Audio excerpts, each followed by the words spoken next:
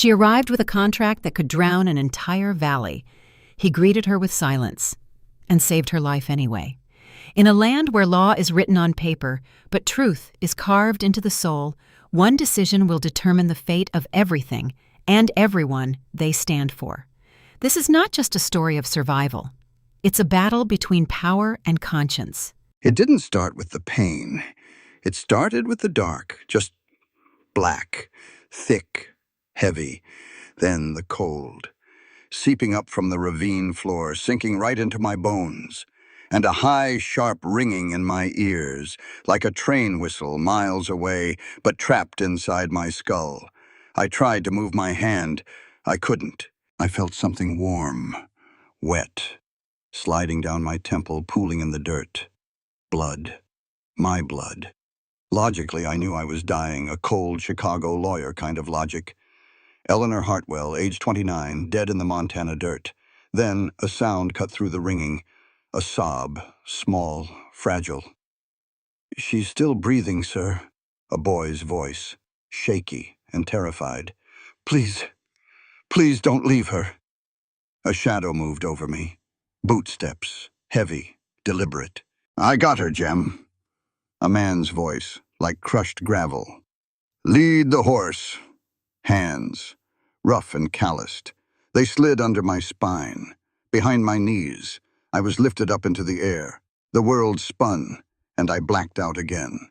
I woke in pieces, not seeing, just feeling. The sway of a stride. A man walking. The smell of him.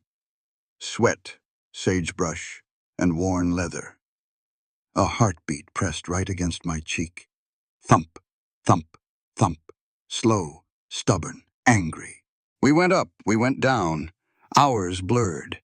Every step he took jarred my fractured skull, but he held me tight, wrapping me in a grip that refused to let me slip away.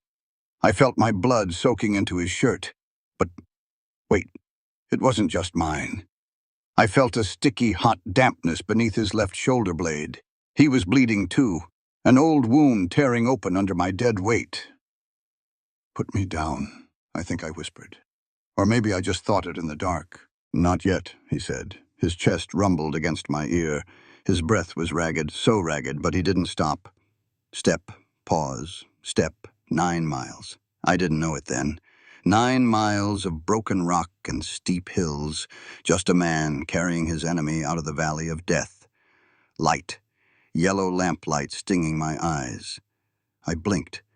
Wooden beams overhead, the sharp smell of carbolic soap. I tried to sit up.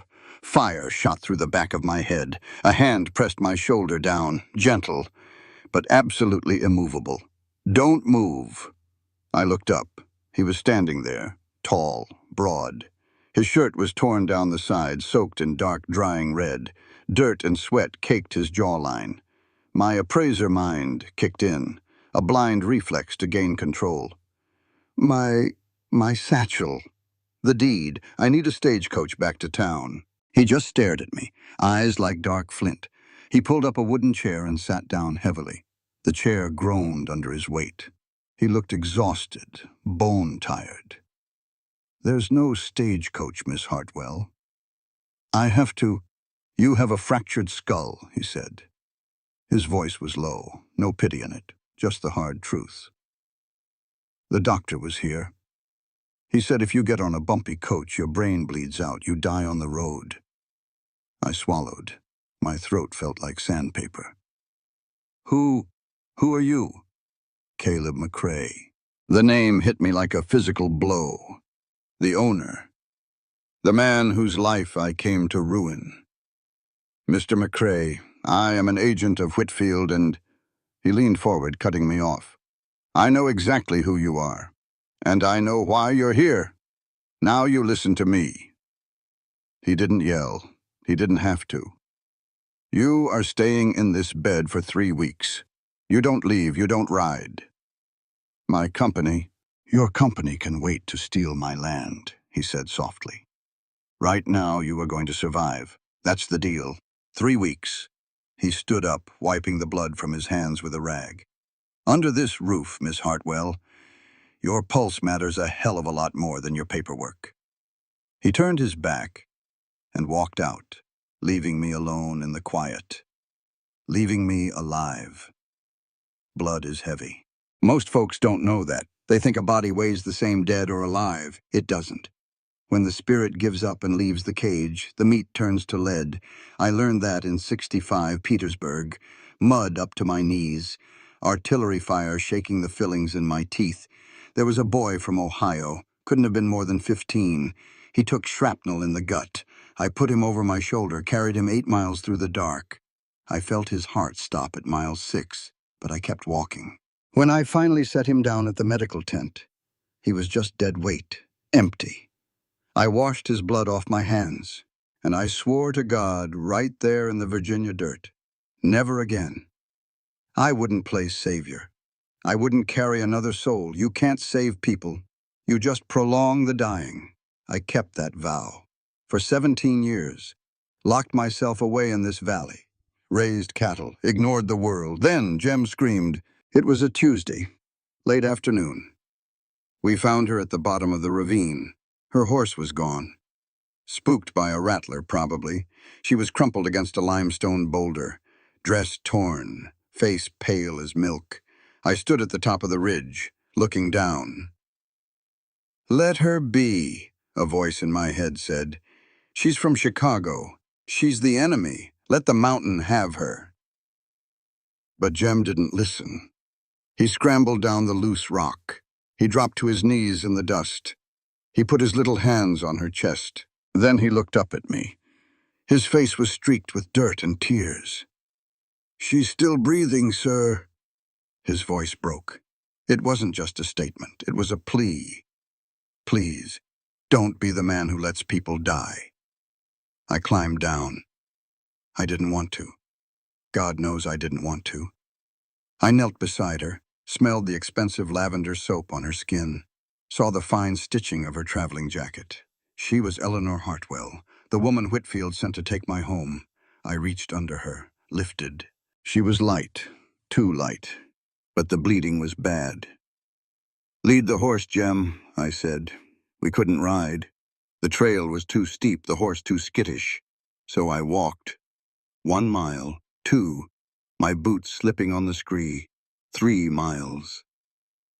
Her head lolled against my collarbone. Her breath was a shallow, ragged rasp against my neck. Don't stop breathing, I thought. Don't you dare turn to lead. At mile 5, my old wound tore. The Petersburg scar, right across my left shoulder blade. I felt the skin pull taut, then give way. Hot blood soaked my undershirt.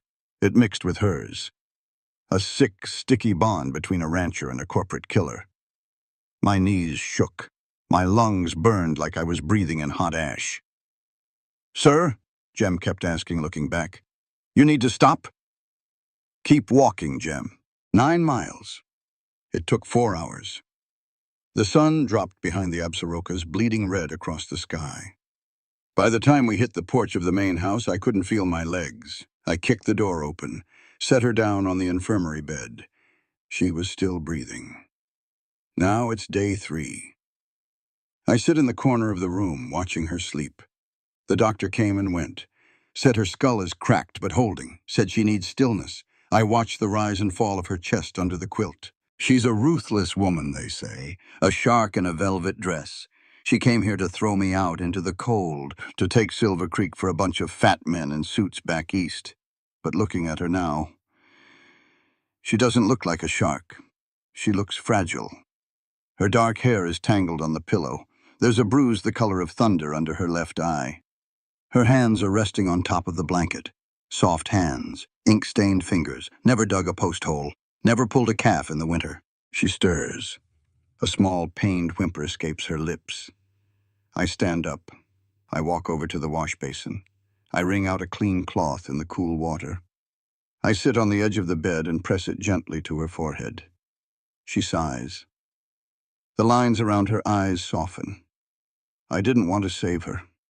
I really didn't. But as I wipe the dried blood from her hairline, I realize the truth. I'm tethered to her now. You carry a life 9 miles through the dark. You leave a piece of your own soul in their shadow. Breathe, Eleanor, I think, rinsing the cloth. Just keep breathing. The ceiling was the first thing I mapped. Pine, rough-hewn, unpainted. I counted the knots in the wood. 14. 4 days I stared at that ceiling, trapped in a haze of laudanum and pain. On the 5th day, the fog thinned. The throbbing in my skull dulled from a scream to a steady, heavy ache. I swung my legs over the edge of the mattress. The room tilted. My stomach heaved. I gripped the iron bed frame until my knuckles turned white. I breathed in, slow, through the nose. I am Eleanor Hartwell, I told myself. I don't stay down. I stood. My legs shook like newborn fawns, but they held. I was wearing a borrowed nightgown, too big, smelled like lye soap and fresh air. I shuffled toward the window. I expected to see a run-down ranch, dirt, cows, maybe a couple of lazy farmhands leaning against a fence. That's what the preliminary reports in Chicago said. Underperforming asset, ripe for acquisition. I pushed the curtain aside. The morning sun hit me, brilliant and harsh. I squinted, looking out over the valley. It wasn't an underperforming asset. It was a sanctuary. Down by the creek, a woman was washing clothes, a native woman, Shoshone by the look of her beadwork. A toddler played in the mud at her feet. By the barn, an old man was mending a harness. His left leg was gone from the knee down. A wooden peg in its place. A crippled miner. Someone the world had chewed up and spit out. And then there was the boy, Jem, the one who had cried for me. He was tossing grain to a flock of chickens, laughing as they swarmed his boots. These weren't farm hands. This was a family of ghosts, castaways. Caleb McCrae wasn't just running cattle. He was running a refuge for people the new century was trying to erase. I felt a sudden, sharp twist in my gut. It wasn't the head injury. I turned away from the window. My leather satchel was sitting on a wooden desk across the room. My armor. My weapon. I limped over to it, unbuckled the brass straps. I needed to see the numbers. Numbers made sense. Numbers didn't have laughing orphans or crippled old men. I dug past the standard appraisal forms, past the property deeds. I reached the very bottom. There was a heavy manila envelope, sealed with red wax. Confidential, Whitfield and Crane, exec. Eyes only. Mr. Whitfield had handed it to me the morning I boarded the train. Don't open this until you've secured the signature, Eleanor. It's the secondary development phase. I was a good soldier. I never broke the rules. But Caleb McCrae had carried me 9 miles. He had bled for me. I picked up an iron letter opener from the desk. I slid it under the wax seal. It broke with a sharp snap. I pulled out the papers. They weren't agricultural forecasts. They weren't subdivision plans for railroad housing. They were topographical maps, drafted in crisp blue ink. I stared at the contour lines. I traced them with a trembling finger. The river, the canyon neck, the elevation markers. My breath caught in my throat. A dam. They were going to build a hydroelectric dam. I flipped frantically to the next page. An engineering summary, projected reservoir capacity. I looked at the waterline drawn on the map. Then I looked out the window. The waterline was 50 feet higher than the roof of the barn. If Caleb McCrae signed my foreclosure papers, this entire valley would be submerged. The barn, the pastures, the creek, millions of gallons of water.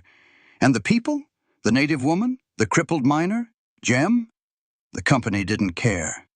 They'd be evicted by the Pinkertons, driven out into the winter snow, and the valley would be drowned, erased forever. The paper fell from my hands. It drifted to the floor like a dead leaf. I stumbled back. My knees hit the edge of the bed, and I collapsed onto the mattress. I pressed my hands over my mouth, trying to hold back a sob. This wasn't a real estate deal. It was an execution. And I was the hangman. I thought about the dark ravine, the rocks, the blood on Caleb's shirt. He had risked his own life to pull me out of the grave. He brought me into his home, put me in his bed, and in my leather bag, I had brought him the apocalypse. The door latch clicked. I jerked my head up. Caleb stood in the doorway. He was holding a tin tray, a bowl of broth, a slice of bread. Steam curled up in the morning light. He looked at me. Then he looked at the blue topographical map lying face up on the wooden floorboards. He didn't move. He didn't speak. I couldn't breathe. My chest was a vice. I looked into the eyes of the man I was hired to destroy. The man who had saved my life. "Mr. McCrae," I whispered. My voice cracked. I didn't know. He slowly set the tray down on the small table by the door. His face was unreadable, carved from stone. He looked at the map again, then back at me. "Eat your soup, Miss Hartwell," he said softly. "You need your strength." He stepped backward. He closed the door gently, leaving me alone with the map. And the deafening silence of the valley. I was going to drown. I watched her from the shadows of the barn. She wasn't supposed to be out of bed. The doctor was clear about that. But Eleanor Hartwell didn't seem to care much for doctors. Or for taking orders. It was mid-morning. The sun was burning the last of the dew off the sagebrush. She was sitting on the edge of the porch, her legs dangling over the side. She wore that same oversized nightgown, wrapped in a heavy wool blanket I'd left on the chair. Jem was sitting next to her. He held a slate chalkboard on his lap, a piece of chalk clamped in his grubby fist. I leaned against a stall door, just watching. "Sound it out, Jem," she said. Her voice was weak, but patient, so damn patient. Jem scrunched up his face. He stared at the letters like they were a puzzle he couldn't crack. Tree? Close. She reached out. Her pale finger tapped the slate. "Look at the middle. It's an A. Train." Jem's face lit up. "Train? Like the one in Livingston?" Eleanor smiled. It was a small thing, barely there, but it completely changed her face. The hard, sharp edges of the Chicago lawyer vanished, just for a second. In that second, she just looked like a girl who liked the sun on her face and the sound of a kid getting a word right. I rubbed my jaw. The stubble was rough. I had spent the last 2 days avoiding her, ever since I saw that blue map on the floor, the dam, the flood, the end of everything I'd built. I should have been furious. I should have thrown her out into the dirt and told her to walk the 9 miles back. But I didn't, because I couldn't stop thinking about the way she looked when she saw that map. She didn't look like a conqueror. She looked like someone who had just watched a dog get shot. She didn't know. The company used her. They sent a woman to do a butcher's job, and they didn't even tell her she was holding the knife. I stepped out of the barn. The gravel crunched under my boots. Eleanor's head snapped up. The smile vanished. The armor slammed back into place. Her spine went rigid. She pulled the wool blanket tighter around her shoulders. "Mr. McCrae," she said, formal, cold. "Miss Hartwell."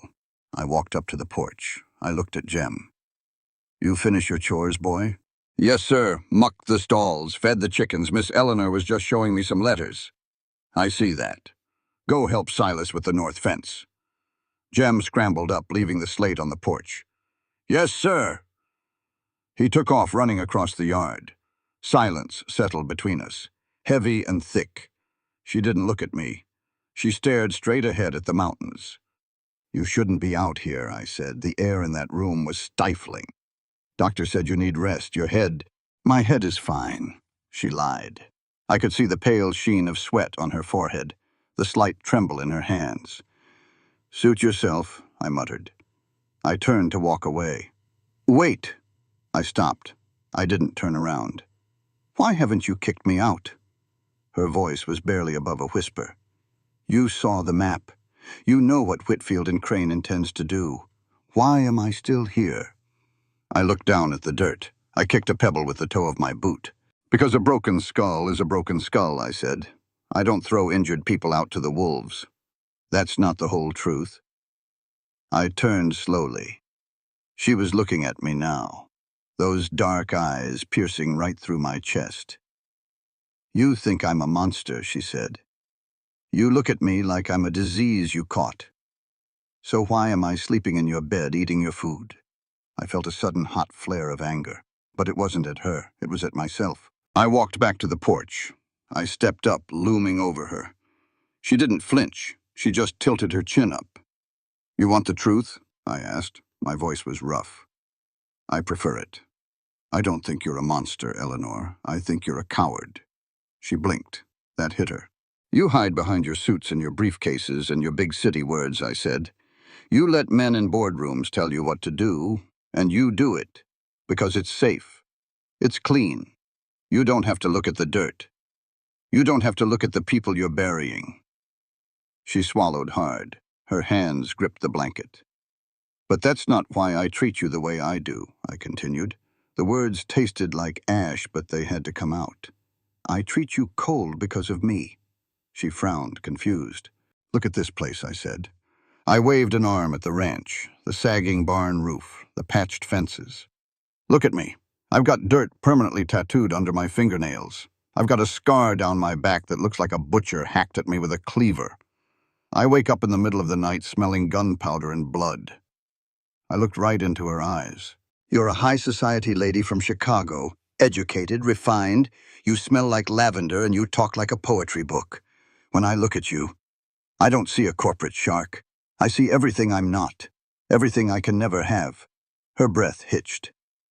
"I push you away," I said quietly. "Because if I let you get close, you'll see exactly how broken I really am. And I'd rather you hate me as a stubborn rancher than pity me as a ruined man." I didn't wait for her to answer. I turned and walked toward the pasture. Later that evening, the sun dipped behind the ridge. The air turned sharp and biting. I was on the back porch, mending a leather bridle. The house was quiet. Too quiet. I walked inside. The lamp was low in the hallway. I passed her room. The door was cracked open an inch. I didn't mean to spy. I really didn't, but I saw a flicker of movement. I stopped. Eleanor was sitting on the edge of the bed. She had a bowl of water on the floor. She was unwrapping a strip of linen from her right foot. Her hands were shaking. She hissed through her teeth as the fabric pulled away from the skin. I saw her feet. They were covered in raw, bleeding blisters. The skin on her heels was completely sheared off. Bloody, weeping sores from wearing those stiff city boots without proper socks, walking the rocky grounds of the ranch. She had been walking for days, learning the property, checking the fences, teaching Jem, and she hadn't said a damn word. Not one complaint, not one cry for help. She dipped a clean rag into the water. She bit her bottom lip so hard it almost bled. Then she pressed the wet rag to her raw heel. Tears welled up in her eyes, spilling over her cheeks in silent tracks. But she made no sound. She just endured it. I stood in the hallway. The leather bridle in my hand suddenly felt very heavy. I was wrong. God, I was so wrong. She wasn't a coward. She was the bravest thing I'd ever seen. She was trapped in a body she couldn't rely on, working for a company she just realized was evil, surrounded by strangers who hated her. And yet, she was stubbornly, quietly fighting for every single inch of ground. I built the wall between us, not her. I walked away, stepping lightly so the floorboards wouldn't creak. I went to the kitchen. I found a jar of drawing salve, pine pitch and beeswax, old Indian remedy, good for blisters, good for burns. I walked back to her door. I didn't knock. I just set the jar gently on the floorboard right outside her room. I went out into the cold night, and for the first time in 17 years, I looked up at the stars and didn't feel completely alone. Pain isn't a straight line, it's a circle. You think you've walked past it. You think you've left it miles behind you. And then you turn a corner in your own mind and it's standing right there, waiting in the dark. It hit me at 2 in the morning. I woke up gasping. My hands clawed at the bedsheets. The room was pitch black, but inside my head it was blindingly bright. A white-hot spike was being driven straight through my right eye, hammering deep into my brain. The migraine. The doctor warned me this would happen. The aftermath of a fractured skull. I rolled onto my side, curling into a tight ball. I squeezed my eyes shut, but the light behind my eyelids only got brighter. "Breathe," I whispered. My voice sounded hollow, panicked. "Just breathe." I needed my medicine. The laudanum powder. The doctor in Chicago had given me a small vial for nervous headaches before I left. It was in my trunk. I swung my legs out of bed. My blistered feet hit the cold floorboards. A different kind of pain shot up my calves, but I welcomed it. It distracted me from the anvil dropping on my brain. I stumbled across the dark room. I hit the edge of the desk. The pain flared. I bit my tongue to keep from screaming. I found the heavy leather trunk at the foot of the wardrobe. I dropped to my knees. The impact sent a fresh wave of nausea washing over me. I fumbled with the brass latches. My fingers felt numb, clumsy. Click, click. I threw the lid back. I shoved aside my velvet dresses, my starched blouses, the armor I wore to survive the boardrooms of Whitfield and Crane. I found the small leather pouch at the bottom. I ripped it open. The glass vial was there. I pulled the cork out with my teeth. I tipped the powder onto my palm and licked it off, dry. It tasted bitter, like chalk and poison. I slumped against the trunk, waiting for the drug to kick in. I dragged my hand across the bottom of the empty trunk. The silk lining felt loose, my fingers caught on a stiff edge. I frowned in the dark. I pushed my hand further under the lining. A false bottom. I didn't know the trunk had a false bottom. This was my father's old traveling trunk. He used it when he rode the circuit courts 20 years ago. I'd just repurposed it for this trip. I pulled. The wooden panel popped up. There was something underneath. A thick stack of papers bound with a rotting rubber band. My heart did a strange, uneven stutter. I didn't want to look. Every instinct I had, every survival mechanism that kept me sane in Chicago screamed at me to close the trunk, to go back to bed, to wait for the laudanum to pull me under, but I couldn't. I pulled the bundle out. I dragged myself up to my feet. I staggered over to the desk. I found a match. I struck it against the wood. The sudden flare of light made me wince, but I touched the flame to the oil lamp wick. A low amber glow filled the room. I sat down in the wooden chair. I snapped the brittle rubber band. It crumbled to dust. I unfolded the top document. The paper was old, yellowed at the edges. The date at the top read October 14th, 1878, 4 years ago. It was a legal brief, a draft. I looked at the handwriting. It was a sharp, aggressive cursive. The loops were tight. The crosses on the T's were slashed like sword strokes. I knew that handwriting, better than my own face in the mirror. It was my father's, Thomas Hartwell. My stomach plummeted. A cold sweat broke out across my shoulders. Why would my father, a respected appellate judge, have a draft brief regarding a piece of land in the Montana Territory? I started reading. The legal jargon was dense, but I was trained to translate it.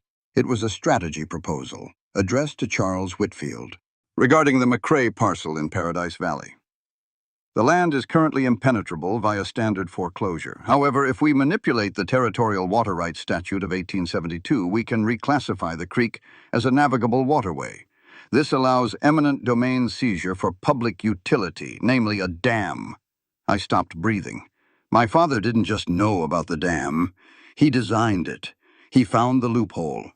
He built the legal guillotine that Whitfield and Crane was currently using. I grabbed the next paper, and the next. Memos, payoffs, strategic maneuvers to bankrupt Caleb McCrae's father so they could force a default. It was a masterclass in corporate cruelty, all written by my adoptive father, the man who taught me right from wrong, the man who paid for my education, the man I idolized. I reached the last letter. Charles, it read. My health is failing. I will not live to see this acquisition through. When the time comes to finalize the McCrae seizure, send my daughter. Eleanor is sharp, but she is obedient. She trusts the firm. More importantly, she carries the Hartwell name. If there is any lingering legal noise regarding the old 1857 deed, her signature on the foreclosure will nullify it completely. Use her. She won't ask questions. I dropped the paper. My hands were shaking violently. The migraine was gone. The laudanum had kicked in, numbing my skull, but it couldn't touch the absolute devastation tearing through my chest. Use her. She won't ask questions. My father didn't love me. He groomed me. He turned me into a weapon pointed at the heart of this valley. And Whitfield had pulled the trigger. Everything I was, everything I had achieved, it was a lie. I was nothing but a pawn on a bloody chessboard. A choked gasp ripped out of my throat. I couldn't hold it in. I slipped off the chair. I hit the floorboards hard. I curled my knees up to my chest. I started to cry. Not the quiet, dignified tears of a lady. Deep, ugly, gasping sobs that tore at my ribs. I couldn't breathe. The walls were closing in. The smell of old paper and betrayal was suffocating me. I was the villain. I was the monster Caleb thought I was. Except I was worse, because I had been too stupid to realize it. The door creaked open. I didn't look up. I couldn't. I just pressed my face into my knees, sobbing, rocking back and forth on the hard wood. Footsteps, heavy and slow. Caleb. He had to have heard me. He was going to see the papers. He was going to see my father's handwriting. He was going to kill me or throw me out into the night. I deserved it. God, I deserved it. The footsteps stopped right beside me. I waited for the anger. I waited for the cold, gravelly voice to tell me to get out. Instead, a blanket fell over my shoulders. Heavy wool, smelling of cedar and smoke. I opened my swollen eyes.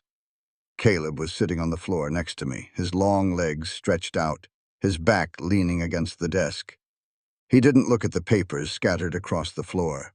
He didn't look at me with disgust. He just sat there, looking straight ahead at the wall. He didn't ask what was wrong. He didn't try to fix it. He didn't offer empty platitudes about how things would be okay. He just offered his presence, a solid, immovable anchor in a storm that was tearing me apart. I let out another ragged sob. I tilted sideways. My head came to rest against his shoulder, right against the worn flannel of his shirt. He didn't pull away. Slowly, his large, calloused hand came up. He rested it on top of my head, a feather-light touch. "Just breathe, Eleanor," he murmured into the dark. "Just keep breathing." And so, sitting on the floor of the enemy I came to destroy, shattered by the ghost of the father I loved, I closed my eyes. And I let the cowboy hold me together until the dawn broke. Morning came slow. It crept over the windowsill, gray and cold. The oil lamp had burned out hours ago. The smell of hot soot hung in the air. I was stiff. Every muscle in my back felt like a rusted wagon spring. My shoulder throbbed. I didn't care. Eleanor was asleep. Her head was still resting against my collarbone. Her breathing was steady now, deep and even. The frantic, broken sobs from the night before had drained her completely. She looked younger in the gray light, stripped of all that Chicago armor. I moved, careful, slow. I slipped my arm out from behind her back. I lowered her head onto a rolled-up quilt. She shifted, murmuring something soft, but she didn't wake up. I stood. My knees popped. I looked down at the floor.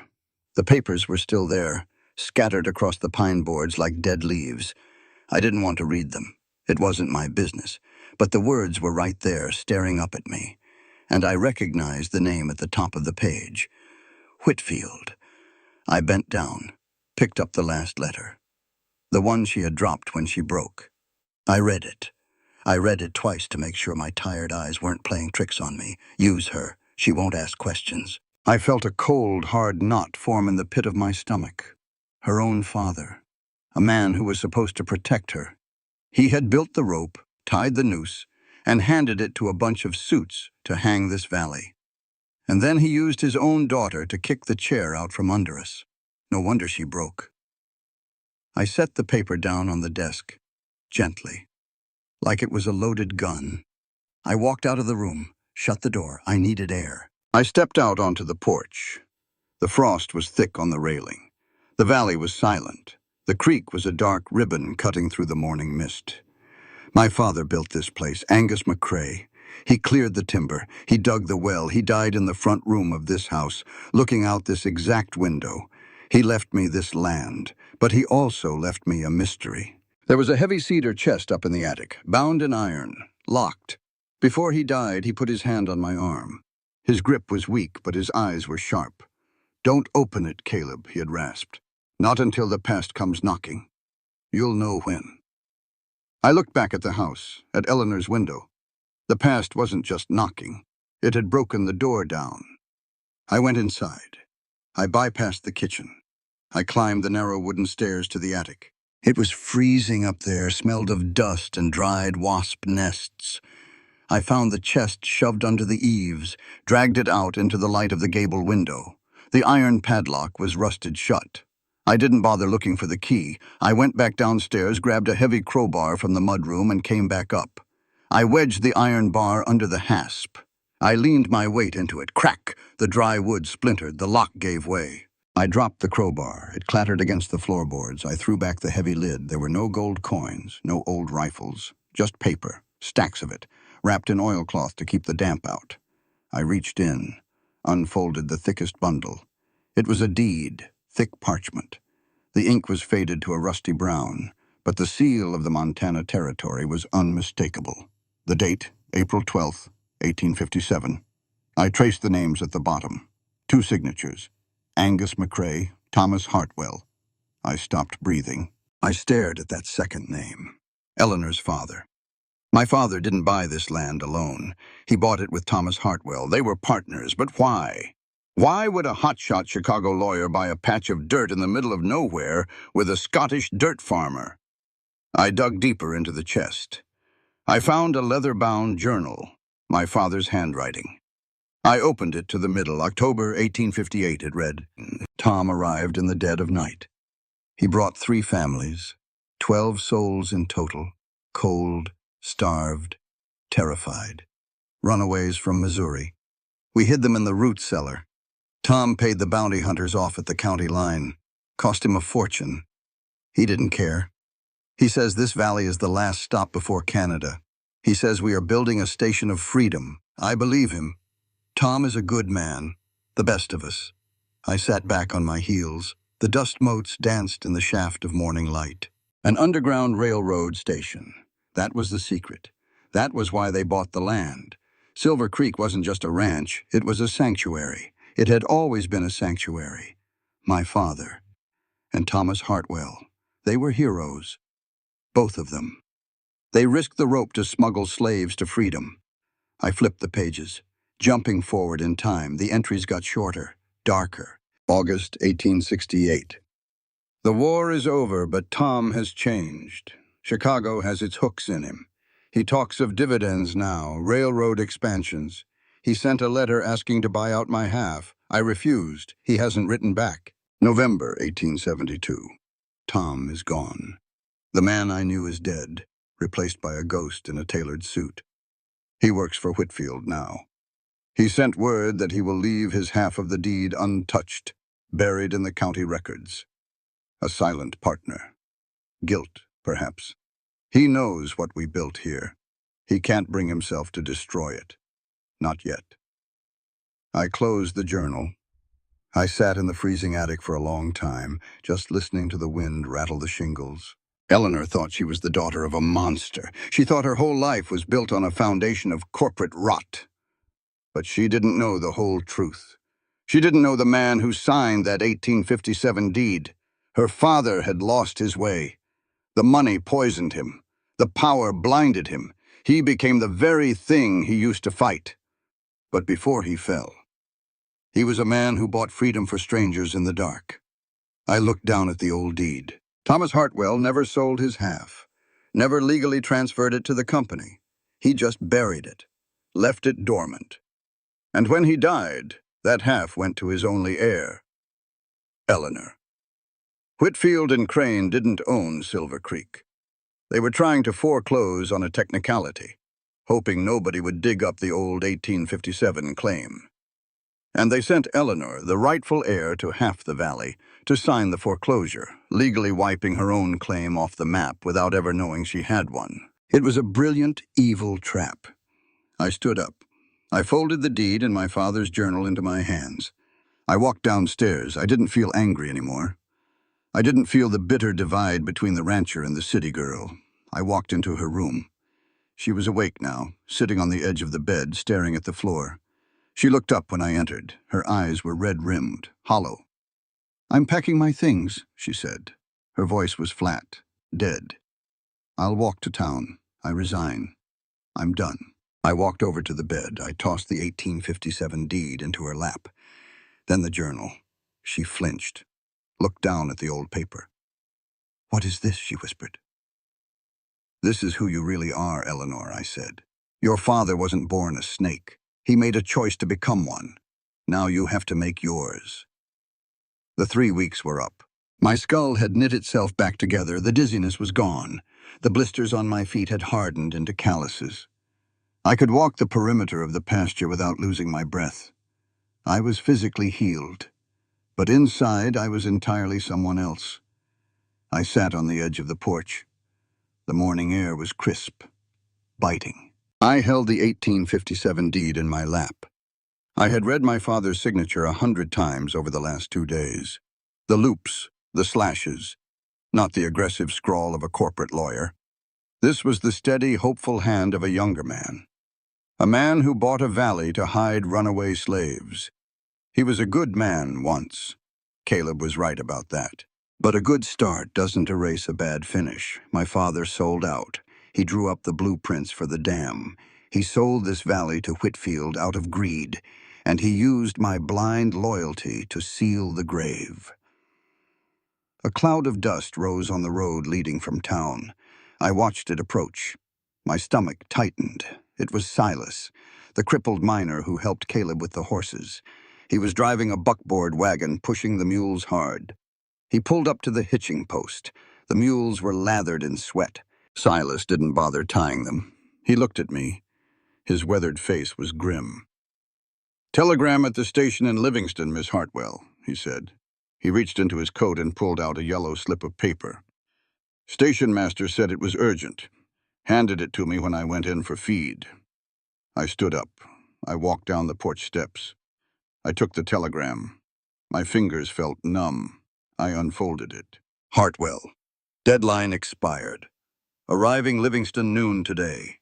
Bring foreclosure documents to county clerk office. Do not fail. Charles Whitfield. Whitfield was here, in Montana. He didn't trust the silence. He didn't trust that I had gone dark for 3 weeks. He came to pull the trigger himself. I crushed the yellow paper in my fist. I looked toward the barn. Caleb was standing in the doorway. He held a pitchfork in one hand. He was watching me. He already knew. He didn't need to read the telegram. I walked over to him. The gravel crunched under my boots. "He's here," I said. "Whitfield." Caleb leaned the pitchfork against the weathered wood. He wiped his hands on his denim thighs. He didn't look angry, he just looked incredibly tired. "What time?" he asked. "Noon, at the county clerk's office." Caleb nodded slowly. He looked past me, out at the valley, at the creek, at Jem, who was out in the far pasture, throwing a stick for a stray dog he'd adopted. "So, this is it," Caleb said quietly. "I won't sign," I said. The words came out fast, desperate. "I won't sign the foreclosure, Caleb. I'll resign. I'll tell him to go to hell." Caleb looked back at me. His eyes were dark, sorrowful. "Eleanor," he said, "you know the law better than I do. If you resign, Whitfield just hires another lawyer. He sends someone else tomorrow, a man who doesn't care about orphans or old diaries, and they take the land anyway." He was right. I knew he was right. My resignation was just a moral victory, a clean conscience. It wouldn't save a single blade of grass in this valley. "I'll fight him," I said. My voice trembled. "I'll take it to court." "With what money?" Caleb asked gently. "Whitfield will disbar you. He'll bankrupt you before the first snow hits. You'll be ruined." He stepped closer to me. The smell of hay and old leather surrounded me.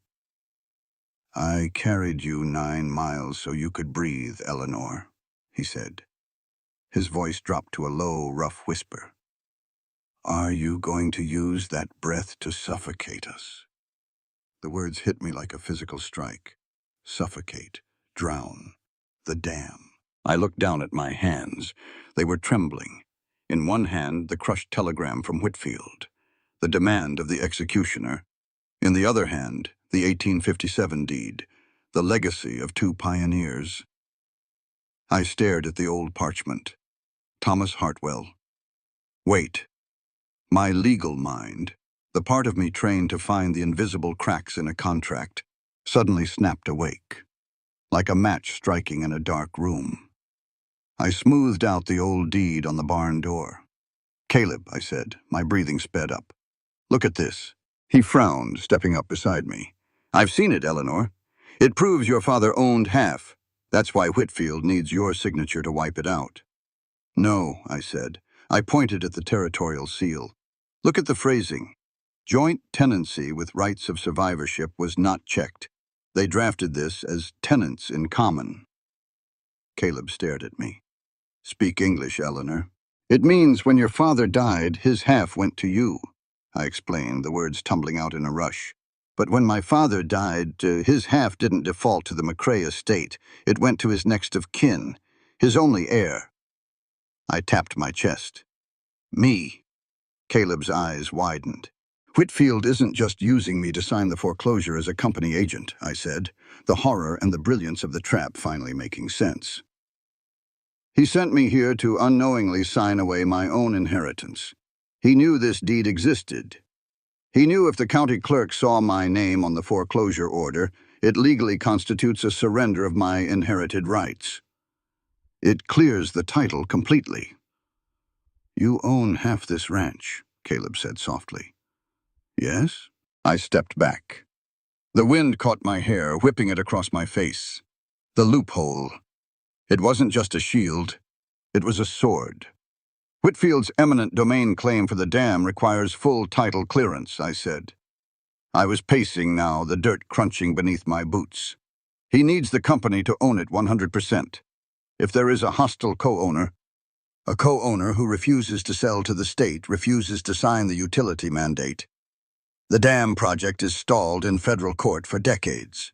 Caleb watched me. The heavy sadness in his eyes was replaced by a sharp, burning spark. "You're the roadblock," he said. "I'm the roadblock," I confirmed. But then I stopped pacing. The reality of what I was saying settled over me like an iron blanket.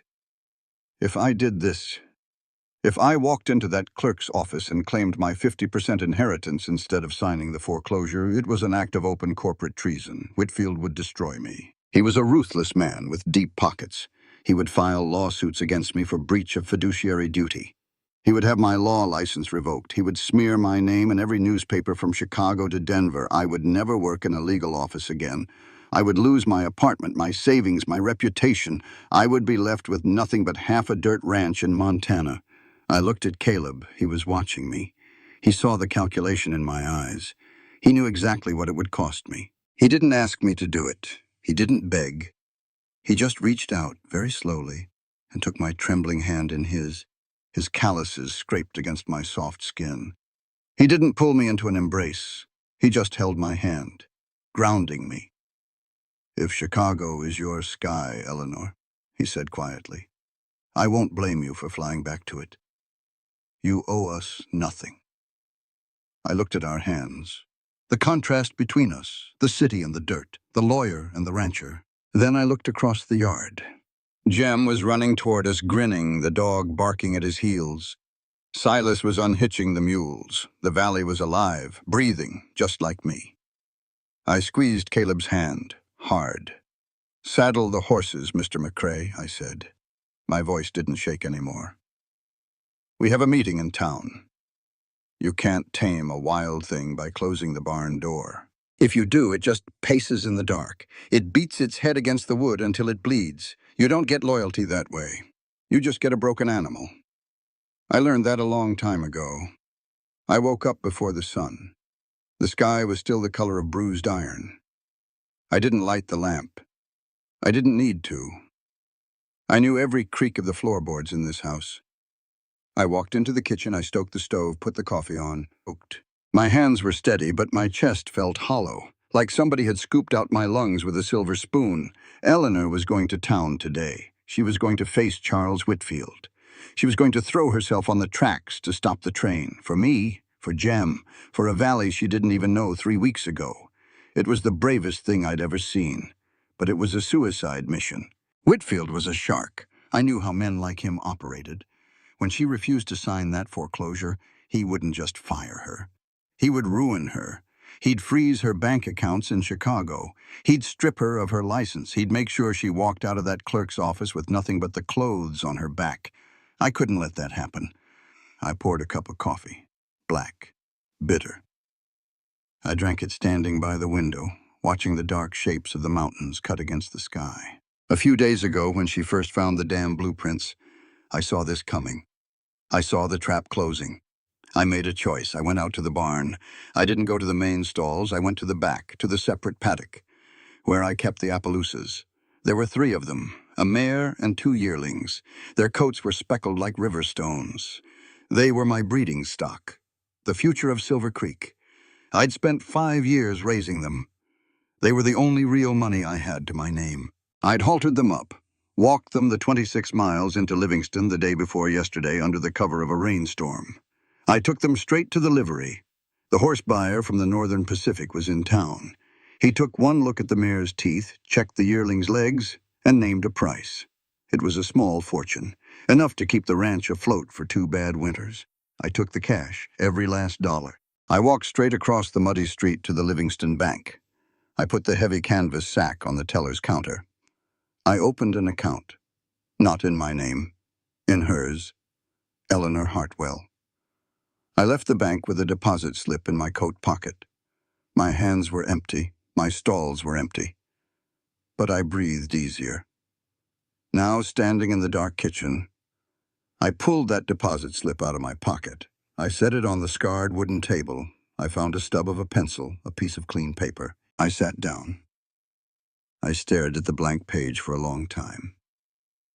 What do you say to a woman who is about to give up her whole world for yours? You don't say thank you. Thank you is too small. You don't ask her to stay. Asking her to stay is just trading one cage for another. I pressed the pencil to the paper. Eleanor, if Chicago is your sky, then fly. Don't let a patch of Montana dirt clip your wings. Don't let me clip your wings. When you face Whitfield today, you are going to lose everything you built back east. I know what that costs you. I can't give you back your career, but I won't let you starve because of us. There is an account at the Livingston Bank.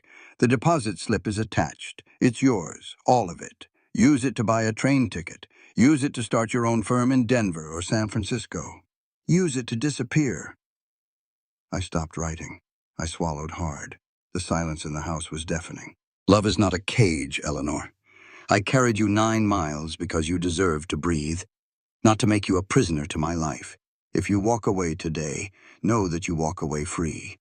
You owe me nothing. You owe this valley nothing. Caleb. I folded the letter. I tucked the deposit slip inside. I heard footsteps on the stairs. Light.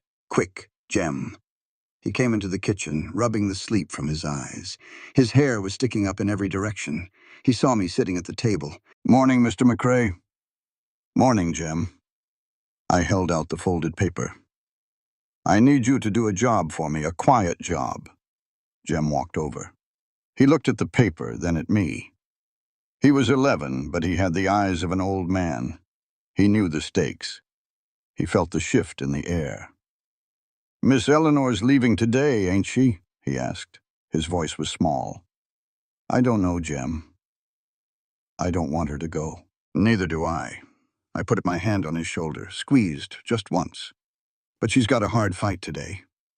And she needs to know she can leave if the fight gets too heavy.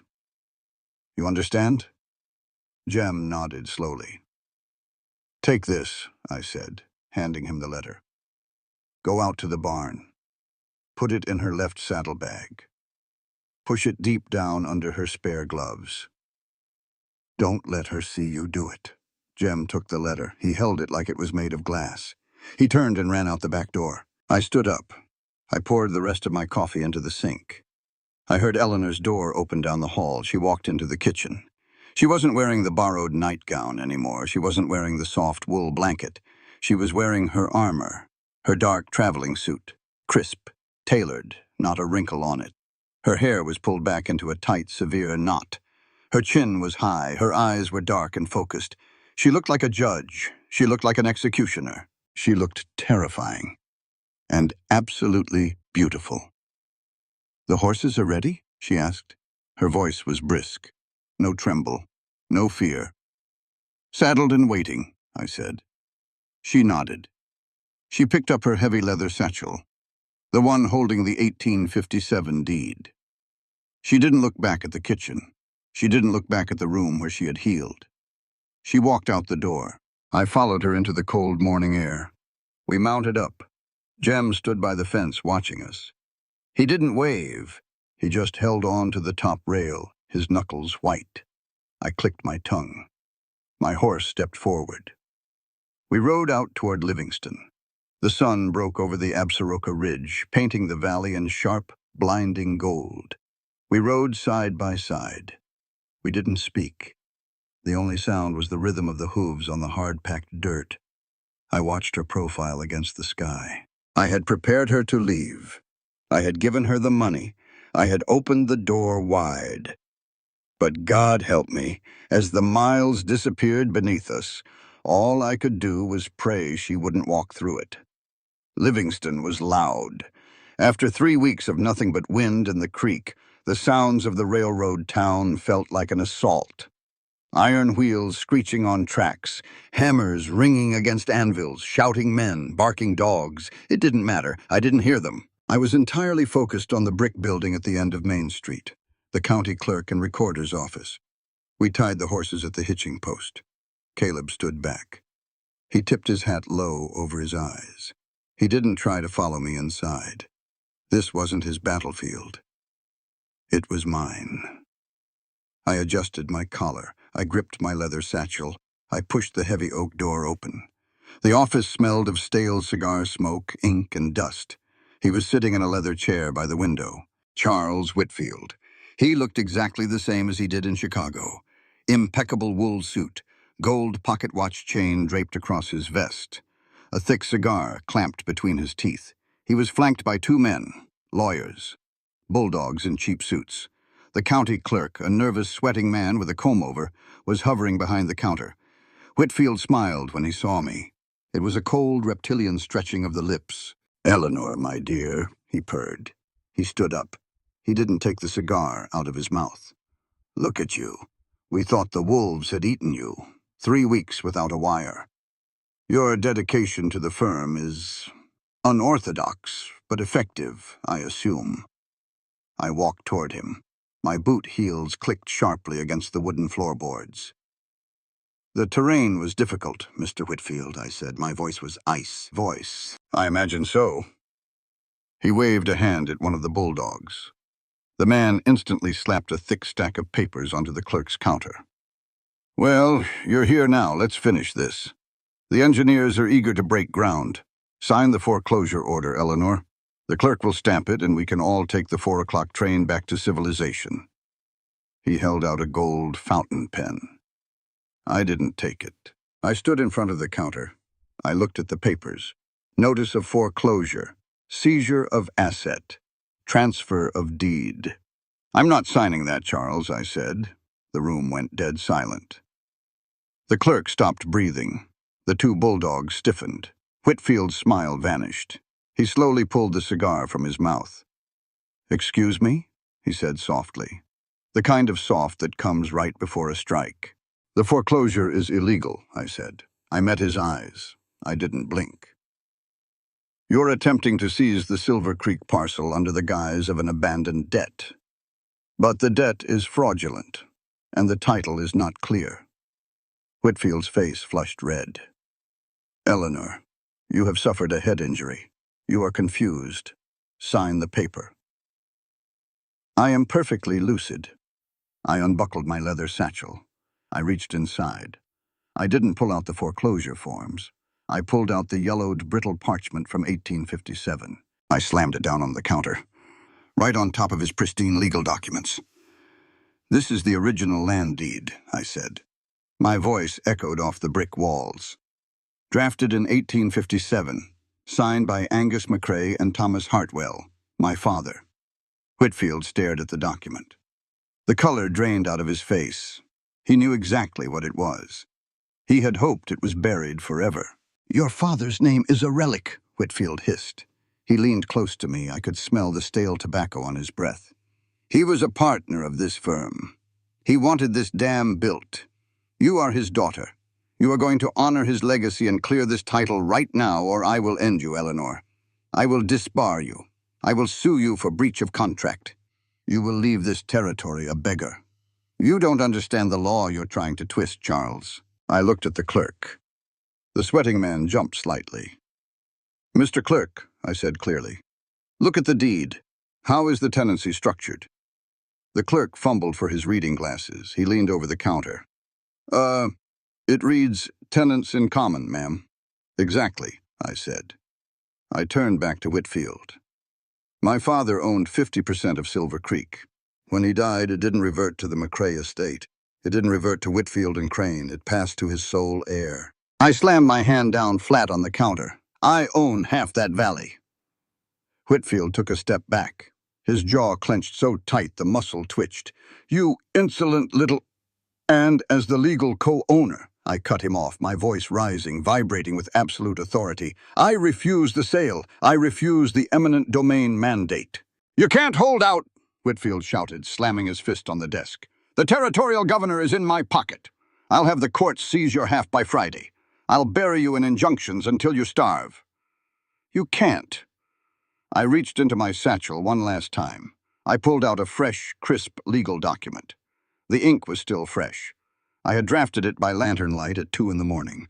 I handed it directly to the clerk. I am not holding the title, Mr. Clerk, I said. Please file this immediately. Whitfield snatched the paper out of the clerk's hand. His eyes darted furiously across the lines. An irrevocable trust? He breathed. Yes, I said. I am transferring my entire 50% ownership into a perpetual, irrevocable community trust. The beneficiaries are the native families, the miners, and the orphans currently residing on the land. The land can never be sold. It can never be mortgaged. It can never be flooded. I took the gold fountain pen from Whitfield's limp hand. I signed my name at the bottom of the trust document, large, bold, unapologetic, Eleanor Hartwell. I handed the paper back to the clerk. Stamp it, please. The clerk, trembling, brought the heavy iron stamp down. Thud. Filed. Bound by law. Untouchable. It's over, Charles, I said. I felt lighter than I had in my entire life. Go back to Chicago. Tell the board the dam is dead. Whitfield stared at me. His eyes were completely black with rage. You're fired, Eleanor, he whispered, his voice trembling with fury. You have no job, you have no money, you have no future, you are nothing. I am a free woman. I turned my back on him. I didn't wait for his response. I walked out of the clerk's office. I pushed through the heavy oak doors and stepped out onto the boardwalk. The sun hit my face. It was blinding, glorious. The noise of the town rushed back into my ears, but it sounded different now. It sounded like music. My heart was pounding a frantic, wild rhythm against my ribs. I did it. I burned my whole world to the ground. I had no apartment to go back to. My savings in Chicago would be frozen by noon. I was completely, utterly broke. I walked over to the hitching post. Caleb wasn't there. He had moved his horse down the street, giving me space. I rested my forehead against the leather of my saddle. My legs were shaking. The adrenaline was leaving my blood, leaving me hollowed out and terrified. What had I done? Where was I going to sleep tomorrow? How was I going to eat? I reached into my saddlebag to get my gloves. My fingers brushed against something crisp. Paper. I frowned. I pulled it out. An envelope, folded tight. I opened it. A bank deposit slip fell into the dust. I picked it up. My eyes widened. It was a receipt from the Livingston Bank. The balance printed at the bottom was staggering, more money than a rancher made in 5 years, and it was in my name. I unfolded the letter. I read his handwriting. The rough, hurried pencil strokes. Love is not a cage, Eleanor. I carried you 9 miles because you deserve to breathe, not to make you a prisoner to my life. If you walk away today, know that you walk away free. I stared at the words. He sold his horses. He sold his prize breeding stock. He gave up his future so I wouldn't be afraid of mine. He gave me the exact amount of money I needed to run away from him. A sob tore out of my throat. I couldn't stop it. I stood in the dusty street of Livingston, gripping the letter to my chest, and I cried. They weren't tears of grief. They weren't tears of fear. They were tears of absolute, profound relief. Because for the first time in my life, I didn't have to earn my survival. I didn't have to be useful. I didn't have to be a weapon. I was just a woman, standing in the dirt, loved perfectly by a man who demanded absolutely nothing in return. I wiped my face with the back of my hand. I looked down the street. Caleb was standing near the blacksmith shop, watching me, waiting. I didn't turn toward the train station. I didn't look back east. I put my foot in the stirrup. I swung myself up into the saddle, and I rode toward him. 3 days. That's how long it took. 3 long, quiet days. Caleb was out by the barn, working the forge. The fire was roaring, spitting hot orange sparks into the fading afternoon light. He held a piece of iron against the anvil, brought the hammer down. Clang! He brought it down again, harder, trying to beat the silence out of his own head. She hadn't ridden back with him from Livingston. She had met him in the street, handed him the bank slip, and smiled. A real, true smile. She told him she had one last piece of business to settle. She told him to go home. So he did. He went home, and he waited. Clang. He wiped the sweat from his forehead with the back of his arm. Then Jem screamed. It wasn't a scream of fear, it was a holler, loud enough to wake the dead. Caleb turned. The boy had dropped a tin bucket of chicken feed. It was spilling all over the dirt. Jem wasn't looking at the feed. He was pointing toward the southern ridge. The ravine trail. Caleb stepped away from the fire. He squinted against the setting sun. There was a silhouette coming up the rise. Walking. Just putting one foot in front of the other. Slow. Steady. No stagecoach, no fine leather luggage, no tailored Chicago suits. Just a woman in a plain, dusty dress walking up the exact same 9-mile trail he had carried her up 3 weeks ago. Caleb opened his hand.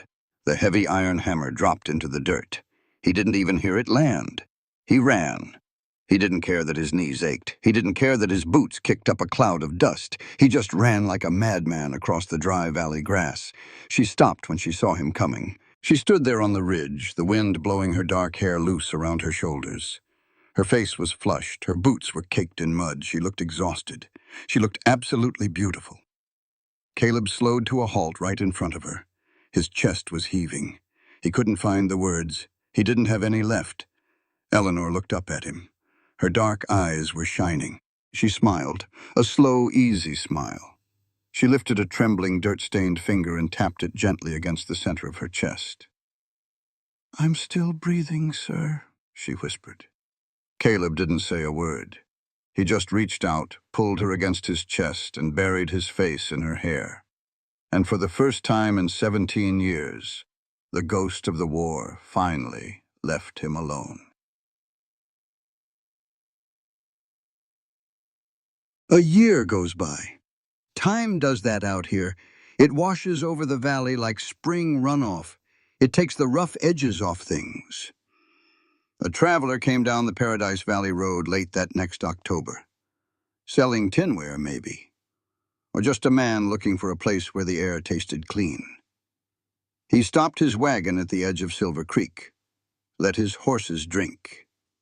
He leaned against his buckboard and watched the property. It wasn't a rich place. The paint on the barn was still peeling in spots. The fences were weathered. But the land felt alive. Up on the wide wooden porch of the main house, the traveler saw a woman. She was sitting in a rocking chair, a thick ledger book open on her lap. But she wasn't looking at the numbers. She was looking at a group of kids sitting cross-legged on the porch boards, a little native girl, 2 miners' kids, and a scruffy teenage boy named Jem. She was teaching them to read. Her voice carried across the yard. Clear, patient, free. The traveler looked over by the corral. There was a rancher there, tall, broad-shouldered, leaning his forearms against the top rail of the fence. He wasn't looking at his cattle. He wasn't looking at the sky. He was looking at the woman on the porch. He watched her with the quiet, steady devotion of a man who had finally found his religion. Whenever she laughed at something one of the kids said, the corners of his eyes crinkled. He didn't need to touch her to be near her. You could feel the tether between them pulled tight across the dusty yard. The traveler tipped his hat to nobody in particular. He climbed back up onto his wagon, grabbed the reins. He knew what he was looking at. You don't see it often, but when you do, you recognize it. People think love is a rescue. They think it's a debt you owe somebody for pulling you out of the dark, but it ain't. True love don't ask for a receipt. It don't demand you pay back the blood it took to carry you out of the valley of death. It doesn't hold you hostage to the worst day of your life. True love is just an open hand. It's the quiet promise that no matter how steep the trail gets, you ain't walking the rest of the miles alone. On this channel, we bring you stories of Western cowboys, frontier love, the bond between mothers and children, and the deep compassion that connects strangers into family. If you believe in stories that matter, take a moment to like, comment, share, and subscribe. Your support keeps these stories alive. All elements within this narrative are fictional and crafted for storytelling purposes. The author bears no intention of referencing real people, cultures, or events in a literal sense. Readers are encouraged to engage with the work as a piece of creative expression rather than documented reality. Eleanor Hartwell came into that valley as a weapon, sharpened by a world of contracts, ambition, and blind loyalty. She believed in order, in progress, in the certainty of numbers and law. But the West has a way of stripping a person down to their truth. It doesn't care about titles or polished words. It forces you to look at the consequences of your actions, not on paper, but in people's lives. And when Eleanor finally saw the truth, that her work would erase not just land, but a home, a refuge, a family, she was faced with the hardest choice a person can make: to lose everything she had built, or to betray everything she had come to believe in. Caleb McRae, on the other hand, had already lost his faith in saving anyone. War had taught him that carrying people doesn't always mean saving them. Sometimes it just delays the inevitable. And yet, when faced with a choice, he carried her anyway. Not because she deserved it, not because she was his ally, but because somewhere deep inside, he still believed that a life is worth saving, even when it belongs to someone who might destroy you. And that is where the true heart of this story lies. It is not about revenge. It is not about justice in the traditional sense. It is about the quiet, difficult act of choosing humanity when it would be easier to turn away. It is about recognizing that people are not fixed as heroes or villains, but are shaped by the choices they make when they finally see the truth. Eleanor's transformation teaches us that courage is not loud. It is not always heroic in the way stories make it seem. Sometimes courage is signing your name to something that costs you your future. Sometimes it is walking away from everything you were taught to value and standing alone in uncertainty. It is choosing to protect others, even when no one will reward you for it. Caleb's journey teaches us another kind of strength, the strength to let go. He saved her life, but he never tried to own it. He offered her freedom, even when it meant losing her. And that may be the purest form of love there is. Not a love that demands or binds or keeps score, but one that simply says, "You are free to choose your path, and I will respect that choice, even if it breaks me." Together, their story reminds us that love is not a debt. It is not something to be repaid. It is an open hand, not a closed fist. It is the space we give each other to become better than we were yesterday. And perhaps the greatest lesson of all is that no matter how far we've gone down the wrong path, no matter how deeply we've been shaped by a broken system or a painful past, there is always a moment, a single fragile moment, where we can choose differently, where we can stand for something better, where we can become someone new. In the end, the valley wasn't saved by strength alone. It was saved by a choice to care, a choice to stand, a choice to believe that even in a hard, unforgiving world, kindness still matters. And maybe that's what the West has been trying to teach us all along.